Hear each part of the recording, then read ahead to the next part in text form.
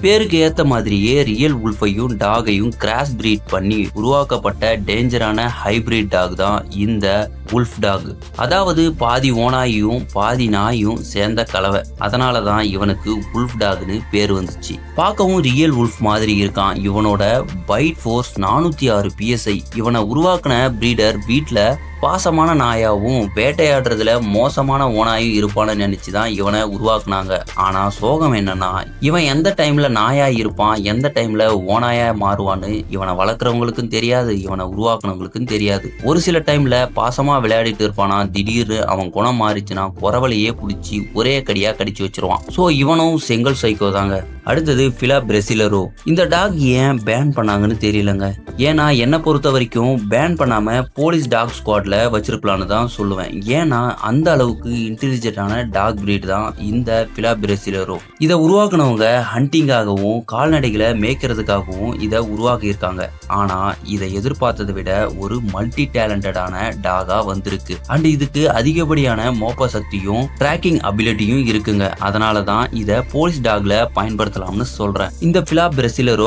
ஆவரேஜா 82 kg வெயிட்டும் 72 centimetre ஹைட்டும் வளரக்கூடியது. அண்ட் இதோட பைட் ஃபோர்ஸ் 565 PSI. இது கிட்ட இருக்க ஒரு சின்ன நெகட்டிவான விஷயம் என்னன்னா, யாராவது இதை சீண்டிட்டு போயிட்டாங்கன்னா எத்தனை வருஷம் ஆனாலும் சரி சாகுற வரைக்கும் ஞாபகம் வச்சிருந்து ரிவெஞ்ச் எடுக்குங்க.